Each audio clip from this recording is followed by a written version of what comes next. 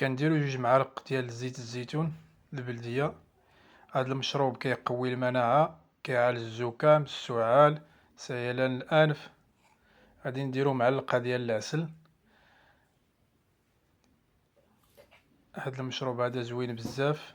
دابا فوق دابا داخل البرد، غادي نديرو حبه ديال الثوم، وغادي نديرو نص ديال البصله، بصله صغيره غادي نديرو النص ديالها، وغادي نديرو الربع ديال الليمونه، الربع. هذا المشروب هذا زوين بزاف، حتى للدراري الصغار مزيان ليهم. والدراري الصغار، وغادي دير معلقه ديال الزعتر. بالنسبه للدراري الصغار غتعطيهم غير شويه، ما تعطيهمش بزاف، معلقه صغيره قبل ما ينعسوا. ان شاء الله زوين بزاف. غادي نطحنوه دابا. من بعد ملي غادي نطحنوه غادي نصفيوه.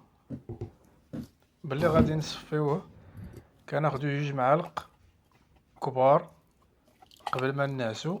ان شاء الله بالنسبه للناس الكبار، بالنسبه للدراري الصغار غير معلقه صغيره. بركه.